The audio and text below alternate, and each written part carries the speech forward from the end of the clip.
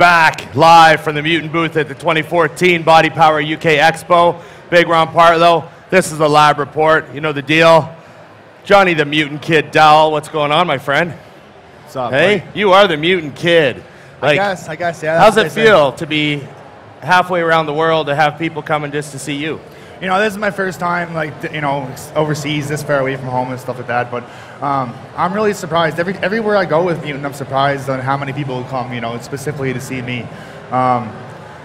You know, I get these young guys coming up, and a lot of them talk about my videos and stuff like that. And a lot of them talk about, like, what's going on with me personally, you know, and how my training's going. Like, you know, whether it's, like, my back issue right now and stuff like that. And it means a lot to me to see how people actually genuinely care, you know, so. Yeah, you know, I think a lot about your situation because, you know, I started bodybuilding so young. I started doing nationals at a young age. And so, you know, I see all the stuff that you're doing right. And you're really implementing the social media, the fact that you can make your own videos, the amount of effort you put into all that stuff. I mean, I wish it would have been that way back when I was, you know, your age doing nationals, because it would have changed the game. It would have changed the whole industry. And you're really doing, like I said, everything right. And to have Mutant on your side, I mean, how does that make you feel? Are you starting to really realize how good you got it? You know, because a lot of young guys don't get how good they got it. No, man. I'm so fortunate of Mutant and, you know, my brothers in the team. Like, I really feel like the boys care. And Mutant is a company, I know, I said it before, I'll say it again. Mutant is a company that cares. They actually care about their athletes. Yeah. They're not just like, here's your supplements, go do what you got to do. They're always checking up on you, seeing how you're doing. You know, when I hurt my back, you know, Ryan and Matt, like, it was no time, and Matt was calling me. He's like, bro, what's up? Are you all right? Like, I see, you know, and that means the world to me, you know, like that's just huge. Yeah, you know,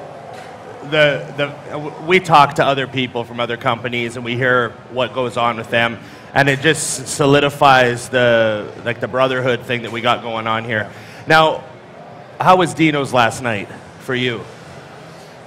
Well, for me, it was the same for all of us, I think, man. Like, that guy is unbelievable. I mean, he has the uttermost respect from everyone he comes in contact with, because he's just a real guy that just loves the sport, right? Yeah. So we went in there and we just fucking killed it. Like, we just killed it, all of us, right? You benched, like, what, 4 plates for reps. You know, did you do a 500 bench yesterday? I did a 475 for a double. But you did a plate for 100 over here a couple hours before. Yeah, that was just to get a pump on. You know that, though. He just needed a pump on at the booth, so he just pounds out 100 reps with a plate. Yeah, I couldn't resist. And then he goes in and does chest later. Yeah, that's right. I started it there, right? I just finished it there. Yeah, you just had a long break. But yeah, Dino's gym, you know, like, you know, it's just like old school training there, right? And it's not like, I know, like, back home, I'm not badmouthing back home or anything like that, but you don't get that kind of support in the gym back home. I don't care where you go. I mean, right. Like, well, you're the only bodybuilder where you're from, really. Basically. And, right. Yeah. So to go to a gym like that where every single person in the gym loves bodybuilding and all the pictures on the walls, and it's just hardcore, raw bodybuilding, man. Yeah. And, you know, like you said, Ron is doing a heavy hack squat set. He has his eyes shut for the first half of the set, opens them. There's 6 guys over top of him with cameras on him, like, taking a video, right? And Ron's, like, shaking and shit. Like, yeah, I finished up the set, and I racked the machine, and I opened my eyes, and there's just cameras. I was like, what the like, it's awesome. You know, back home, most people don't, No. like, a lot of people don't look at each other in the big gyms, you know, they don't acknowledge what's going on. And then what about the posing at the end? It felt like we were in the Gold's Gym in the 70s.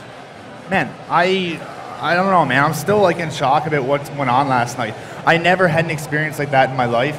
And if I ever do happen to get one ever again in my life, I'd be, you know, ecstatic about it. It really remotivated me in a way, you know, because sometimes I feel like I'm jaded, like I've seen it all.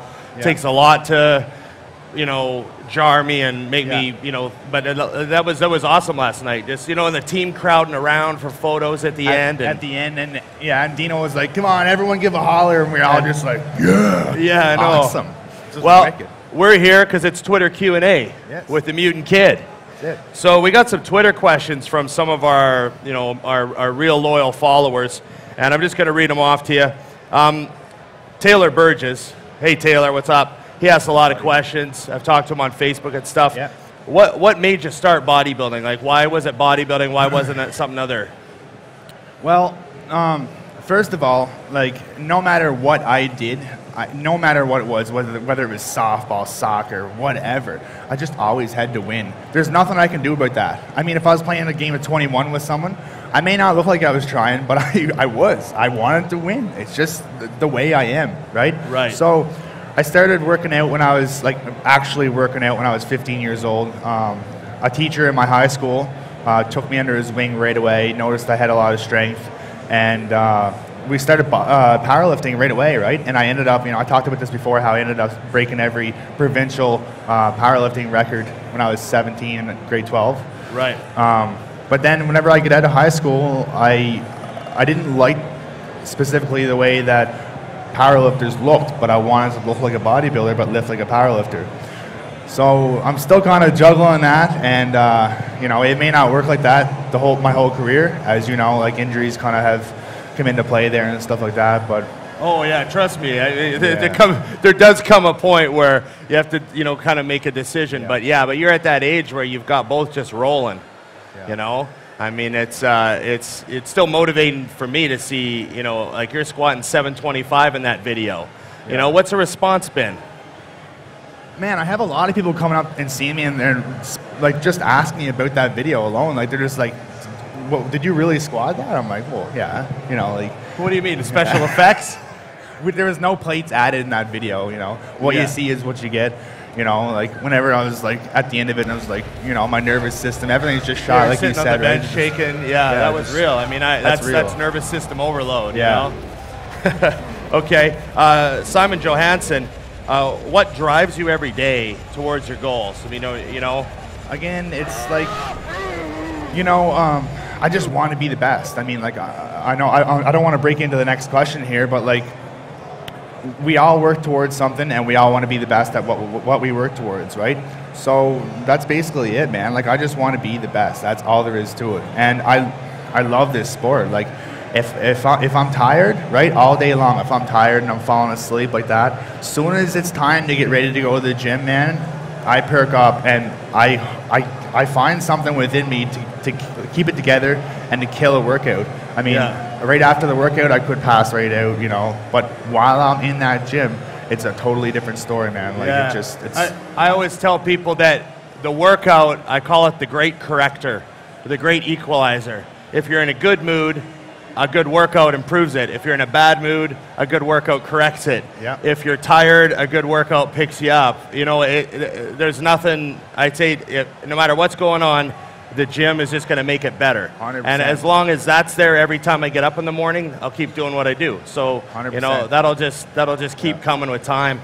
Now, Jonas Johansson, what age did you actually start lifting? I mean, you mentioned a provincial powerlifting record in grade 12, but how long had you been lifting? Well, since I was 15, really. That's whenever I got my first membership and everything, too. Right. So it all started as soon as I got into grade 9, and a good friend to me still, the teacher at the time that took me under his wing, it was basically him that got me into it. I don't know if I would be doing it or if I would be where I am today without him. And the help a teacher recognizing something about you. Yeah, and he recognized it like very fast too. Like, he took me under his wing like within weeks of my getting into grade 9. So okay. Now, Gage Cooper, what is your ultimate goal in bodybuilding? Simple. I want to be the best. That's it. I want to be the best, and I want to give back. You know what I mean? I want to be able to connect with people. That's very important to me. So I want to be able to give motivation, and to, if people are having a bad day and stuff like that, I want them to be able to, and maybe even get a hold of me or watch one of my videos, get something positive from that, and to turn their day around. Do you know what I mean? Yeah. So that's what it's all about to me. I mean, like, connecting with fans is huge, and making a difference is even better. Okay. Now, the final question, Chris Dorward. He just wants to know how your back injury is and if it's going to affect your training for nationals at all. Yeah. Well, you know, I'm so surprised on how many people have came to the booth today and yesterday so far. And the first thing they'll say is like, you know, Johnny, how's your back? And that all comes down to people caring. It's just people caring, right? And it's huge. It really means a lot to me. So, and some guys are like, you know, how's your back doing? Hey, what's up? It's my bro, Will McCormick. Great supporter. Always online asking me how I'm doing and stuff like that. So this is a guy I appreciate. Good to have you on the Lab Report. Appreciate it, brother. Appreciate it. It's fans like him that you know have our back from thousands of miles away. It's huge. It's absolutely huge. You know what I mean? And like, some guys come up to me and they be like, you know, I don't really want to ask. I don't want to get you bummed out or anything like that, but how's your back doing? And I'm like, no, listen, first of all, thank you for asking because that means a lot to me. And second of all, you know, my back right now, it's not 100%. Right. It's not 100%. I'm still battling with it. You know, I'm still trying to get my workouts in as best as possible and to push myself as best as possible without injuring or re-injuring my back any more than it already is. It has gotten better significantly, but there's still a lot of work to be done. Yeah. You know, one thing that I've learned through all the years of competing, you know, I've done a few shows. Couple shows. Done a couple, but there's a lot of different ways to train. There's a lot of different ways to get around. And I always used to use the motivation of guys like Dorian and all the Mr. Olympias, Dorian, Ronnie, Cutler, they all had injuries, they all had stuff, and they all trained through and around those injuries to go on to continue to win. And so that shows you that, you know, even though we're being judged on this, we're using this. Oh, yeah. And a smart bodybuilder is a better bodybuilder. And I think that, you know that at a young age, which is devastating for the competition. Yeah. Because a lot of times young guys take a long time to learn that. And, you know, I think that this is just going to be a lesson that's going to make you better and smarter. That's all it is. Yeah, and like every time someone asks me about my back and stuff like that, I tell them how all the ways that it could have been prevented. Even if I wasn't able to push the weight, I know of so many ways that injury could have been 100%. You know, I wouldn't have happened if I had done certain things. Put the spot bars higher, had better spots, rolled it off the back of my back instead of forward. Many different things. Right. You know, had the right bar. That would help. Been there. You know? Yeah, I know, man. But you know, that's how it is, and there's nothing more dangerous than a wounded animal. Right. And you are an animal, Johnny. You're the mutant kid, and you got nationals coming up. I'm not going to be on stage this year, so I'm going to be yelling. You're going to be there. Team Mutant. You're going to be there. You know, I mean, I know we're in the same weight class when we are on stage, but when I'm not on stage, I'm your #1 supporter. Right. I know and I got your back. I know and we got your back at Mutant, and the fans do too. Lab Report, Johnny the Mutant Kid Doulll, 725-pound squat, no bullshit. Check it out on YouTube.